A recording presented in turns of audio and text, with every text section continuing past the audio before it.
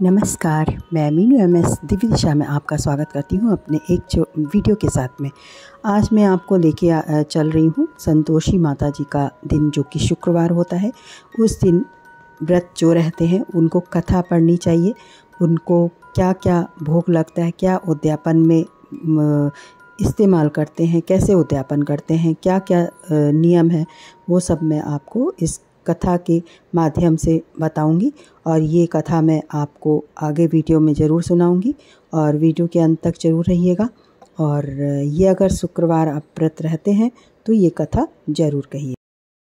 वाला कथा कहते व सुनते समय हाथ में गुड़ और भुने हुए चने रखें तथा सुनने वाले संतोषी माता की जय जयकार करें। संतोषी माता जी की जय, इस प्रकार जय जयकार मुख से बोलते जाएं। कथा समाप्त होने पर हाथ का गुड़ और चना गाय को खिलावें और कलश में रखा हुआ गुड़ चना सबको प्रसाद के रूप में बांट दें। कथा से पहले कलश में जल भरें, उसके ऊपर गुड़ चने से भरा कटोरा रखें। कथा समाप्त होने और आरती करने के बाद कलश के जल को घर में सब जगह पर छिड़कें और बचा हुआ जल तुलसी की क्यारी में डाल दें। 5.25 रुपए का गुड़ चना लेकर माता का व्रत करें। यह माता श्रद्धा और भाव की भूखी हैं। आप 1.25 रुपए का या श्रद्धा अनुसार 1.25 का गुड़ चना ले सकते हैं। अगर घर में ही गुड़ चना रखा हुआ है तो वह भी व्रत के काम में आ जाता है। कम ज़्यादा का कोई विचार नहीं, इसलिए जितना भी बन पड़े श्रद्धा से अर्पण करें। श्रद्धा और प्रेम से प्रसन्न मन हो व्रत करना चाहिए। व्रत के उद्यापन में 2.5 सेर खाजा, मूंगदार पूड़ी, खीर, चने का साग नैवेद्य रखें। देसी घी का जोत जलाकर संतोषी माता जी की जय जयकार बोले तथा नारियल फोड़ें। इस दिन घर में कोई खटाई ना खावे और ना स्वयं खावें, ना किसी दूसरे को खाने दें। इस दिन 8 कुंवारे लड़कों को भोजन करावें। जहाँ तक हो सके घर के ही बालकों को बुलावें। कुटुंबी के बालक ना मिले तो ब्राह्मणों एवं रिश्तेदारों के या पास पड़ोसियों के बालक बुलाएं। उन्हें खटाई खाने की कोई वस्तु ना दें तथा भोजन कराकर यथाशक्ति दक्षिणा देवें। नगद पैसे ना दें, कोई वस्तु दक्षिणा में ना दे। व्रत करने वाला कथा सुन प्रसाद ले एक समय भोजन करे। इससे माता प्रसन्न होंगी, दुख दरिद्रता दूर होगी तथा मनोकामना पूर्ण होगी। ये तो मैंने बताया आपको कि संतोषी माता जी के व्रत की विधि, कैसे व्रत करना चाहिए और क्या क्या हमको करना चाहिए। अब हम संतोषी माता जी की कथा प्रारंभ करने जा रहे हैं और आप जो है लास्ट तक जरूर रहिएगा वीडियो पर। और अगर वीडियो आपको पसंद आए तो लाइक करना, शेयर करना और चैनल को आप सब्सक्राइब कर लेना, बेल आइकन को दबा लेना। जय माँ संतोषी। संतोषी माता जी की कथा प्रारंभ। एक बुढ़िया थी और उसके 7 बेटे थे। 6 कमाने वाले थे, एक निकम्मा था। बुढ़िया माँ 6 पुत्रों की रसोई बनाती, भोजन कराती और पीछे से जो कुछ बचता वो साथियों को दे देती थी। 7वां पुत्र बहुत सीधा साधा, मन में कुछ विचार ना करता था। एक दिन वह अपनी बहू से बोला, देखो मेरी माता मुझ पर कितना प्रेम करती हैं। वो बोली, क्यों नहीं, सबका जूठा बचा हुआ तुमको जो खिलाती हैं। वो बोला, ऐसा हो ही नहीं सकता। मैं जब तक अपनी आंखों से ना देख लूँ तब तक मैं इस बात को नहीं मान सकता। तब जो है एक दिन अपनी आंखों से ना देख लूँ नहीं मान सकता। बहू ने हंसकर कहा, तुम देख लोगे तब तो मानोगे।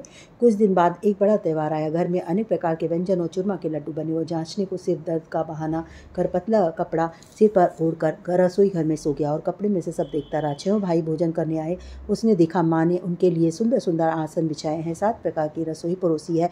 वो आग्रह करके जिमाती है। वो देखता रहा। 6 भाई भोजन कर उठे।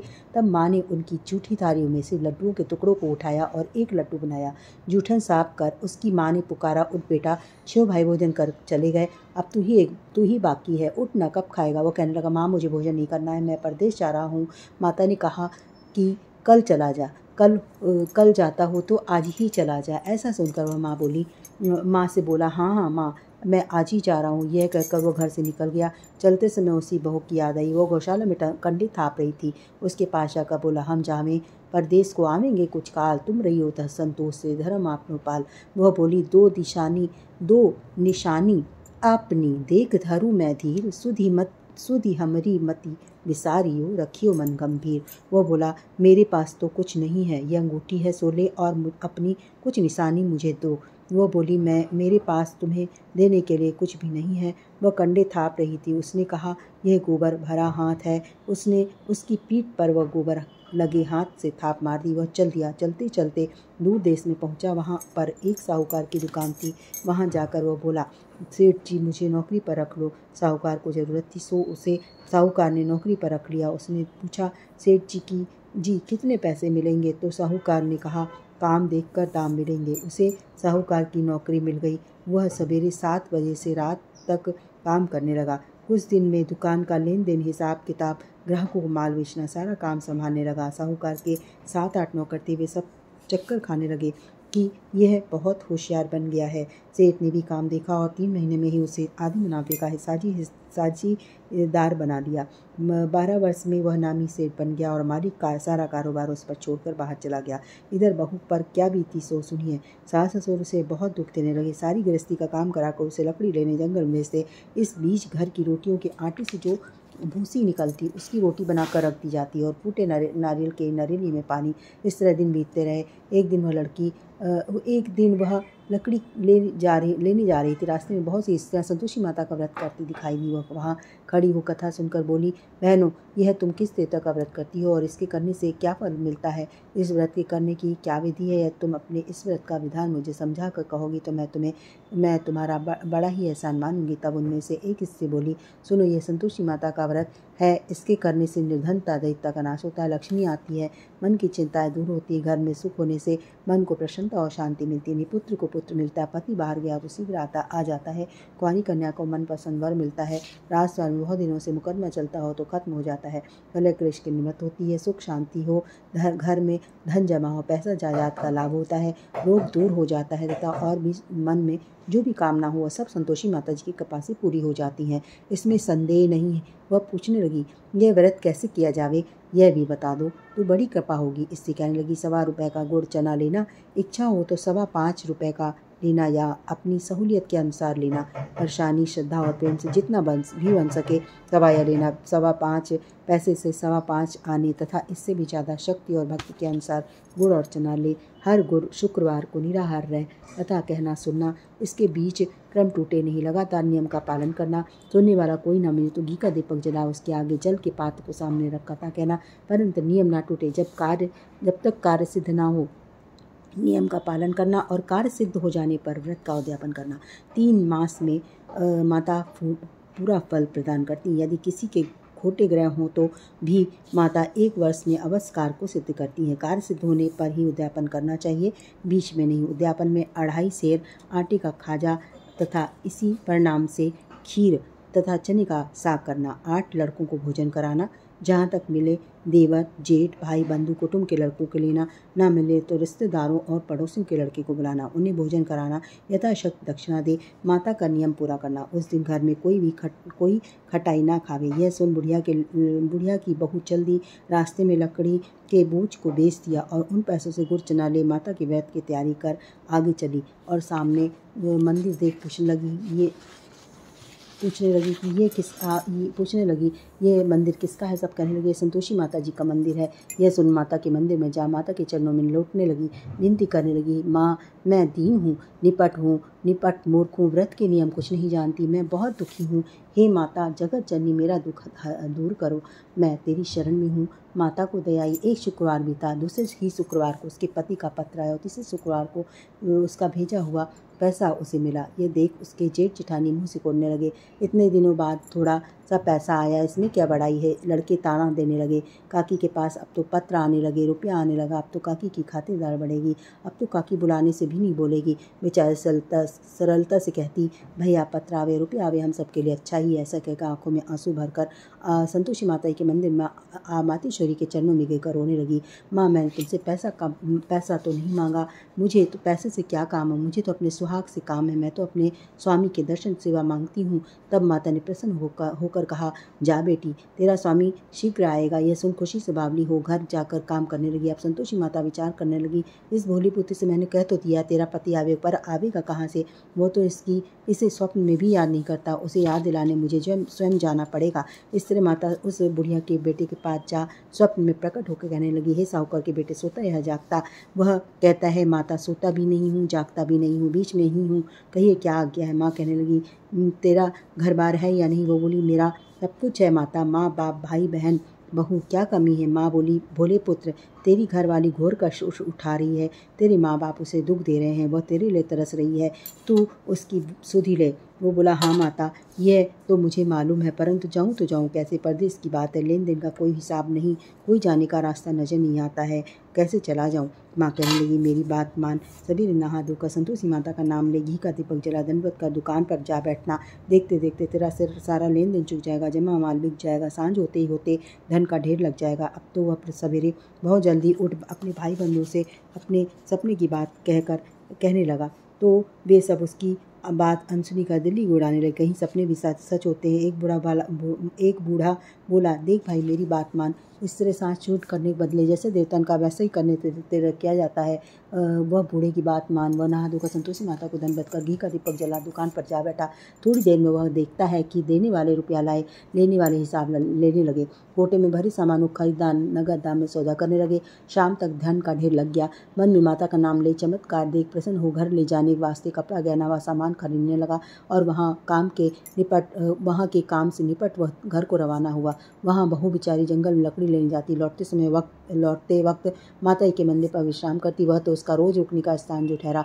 दूर से धूल उठती देख वह माता से पूछती है, हे माता, ये धूल कैसी उड़ रही है? माँ कहती है, हे पुत्री, तेरा पति आ रहा है, अब तो ऐसा कर, लकड़ियों के 3 बोझ बनाना, एक नदी के किनारे रख, दूसरा मेरे मंदिर पर रख और तीसरा अपने सिर पर रख। तेरे पति को लकड़ी का गट्ठर देख कर मुँह पैदा होगा, वो यहाँ रुकेगा, नाश्ता पानी बना खा पी कर मिलने जाएगा। तू लकड़ी का बोझा उठाकर जाना और बीच चौक में गट्ठा डालकर 3 आवाज़ें जोर से लगाना, लो सासू जी, लकड़ियों का गट्ठा लो, भूसी की रोटी दो, नारियल के कोपड़े में पानी दो, आज कौन मेहमान आया है? माँ की बात सुनकर वह बहुत अच्छा माता जी कहकर वह प्रसन्न मन हो लकड़ियों के 3 गट्ठे ले आई। एक नदी के तट पर, एक माता के मंदिर पर रखा। इतने में ही वह मुसाफिर आ पहुंचा। सूखी लकड़ी देख उसकी इच्छा हुई कि अब यहीं निवास करें और भोजन बना खा पी कर गाँव जाएं। इस प्रकार भोजन खा विश्राम ले वह गाँव को गया। उसी समय उस बहू सिर पर लकड़ी का गट्ठा लिए आती है, उसे आंगन में डालकर जोर से 3 आवाज़ें देती है, लो सासू जी, लकड़ी का गट्ठा लो, भूसी की रोटी दो, नारियल के खोपड़े में पानी दो, आज कौन मेहमान आया है? ये सुनकर उसकी सास अपने दिए हुए कष्टों को भुलाने हेतु कहती है, बहू ऐसा क्यों कहती हो? तेरा मालिक ही तो आया है, बैठ, मीठा भात खा, भोजन कपड़े गहन पहन। इतने में आवाज़ सुनकर उसका स्वामी बाहर आता है और अंगूठी देकर व्याकुल हो जाता है। माँ से पूछता है, ये कौन है? माँ कहती, बेटा, ये तेरी बहू है, आज 12 वर्ष हो गए जब तू गया है, तब से सारे गांव में जानवर की तरह भटकती फिरती है, काम काज घर का कुछ करती नहीं, 4 समय आकर खा जाती है। अब तुझे देखकर भूसी की रोटी और नारियल के कोपड़े में पानी मांगती है। वह लज्जित हो बोला, ठीक है माँ, मैंने इसे भी दिखा और तुम्हें भी दिखा, अब मुझे दूसरे घर की चाबी तो दो, तो मैं उसमें रहूँगा। तब माँ बोली, ठीक है बेटा, तेरी जैसी मर्जी हो वैसा कर। यह कहकर माँ ने चाबी का गुच्छा पटक दिया। उसने लेकर दूसरे कमरे में जा तीसरी मंजिल के ऊपर का कमरा खोलकर सारा सामान जमाया। एक दिन में वहाँ राजा के महल जैसा ठाट बाट बन गया। अब क्या था, अब वह सुख भोगने लगी। इतने में अगला शुक्रवार आया। उसने अपने पति से कहा कि मुझे माता का उद्यापन करना है। उसका पति बोला, बहुत अच्छा, कोशिश से कर ले। तुरंत ही वह उद्यापन की तैयारी करने लगी। जेठ के लड़कों को भोजन के लिए कहने गई। उसने मंजूर किया, परंतु पीछे जेठानी अपने बच्चों को सिखलाती है कि देखो रे, भोजन के समय सब लोग खटाई मांगना, जिससे उसका उद्यापन पूरा ना हो। लड़के जी मनाए, खीर पेट भर खाई, परंतु याद आते ही कहने लगे, हमें कुछ खटाई खाने दो, खीर खाना में भाता नहीं है, देकर अरुचि होती है। लड़के उठ खड़े हुए, बोले, पैसा लाओ।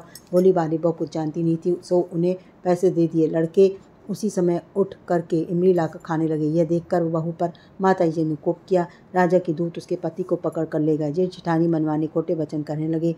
लूट कर धन इकट्ठा कर लाया था, सो राजा के दूत उसे पकड़ कर ले गए हैं। अब सब मालूम पड़ जाएगा जब जेल की हवा खाएगा। बहू से यह वचन सहन नहीं हुई। रोती रोती माता के मंदिर में गई और कहने लगी, तुमने यह क्या किया? हंसाकर क्यों रोने लगी माँ?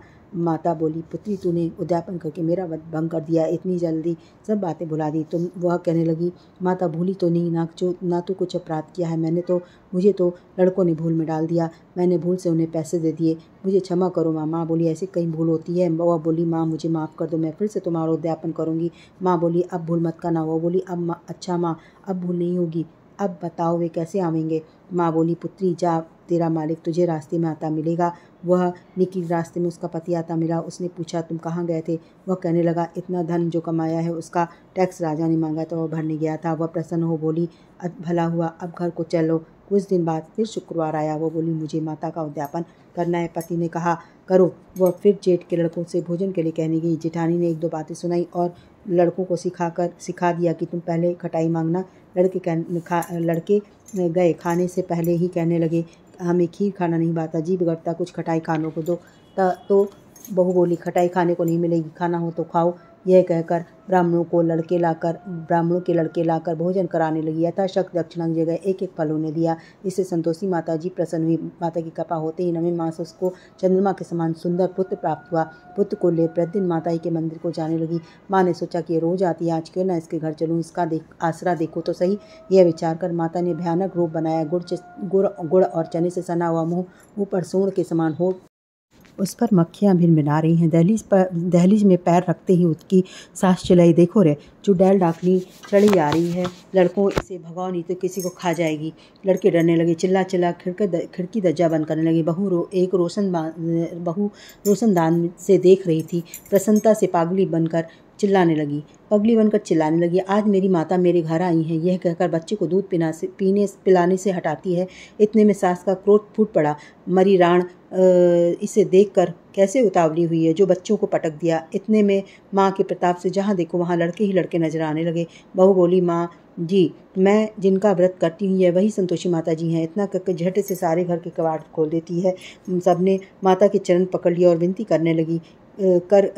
कर कहने लगी कि हे माता, हम मूर्ख हैं, हम अज्ञानी हैं, तुम्हारे व्रत की विधि हम नहीं जानते। तुम्हारा व्रत भंग करके हमने बहुत बड़ा अपराध किया है। हे माता, आप हमारे अपराध को क्षमा करो। इस प्रकार माता प्रसन्न हुई। हे माता, बहू को जैसा फल दिया वैसा माता सबको फल दें। जो यह कथा सुने या पढ़े उसका मनोरथ पूर्ण हो। बोलो संतोषी माता जी की जय। अब ग्रंथ करुणन में कहा है, ये सबका सार ब्रह्म सत्य जग झूठ है, जीव ही ब्रह्म निहार। जीव से ही जीवित जगत, माया खेलत खेल, ब्रह्म रूप पहचान लो, कटे जगत की जय। ये हो गई। बोलो संतोषी मैया की जय। सबकी मनोकामना पूर्ण करने वाली माता हम सबकी झोली भरे और खुशियाँ हम लोगों को दें, जीवन में खूब भक्ति दें, सबकी जो मनोकामना है उनको पूर्ण करें। इसी के साथ में मैं विदा लेती हूँ। अगर आपको मेरा वीडियो पसंद आया हो तो लाइक करें, शेयर करें और कमेंट्स में जय माँ संतोषी जरूर लिखें। जय माँ संतोषी।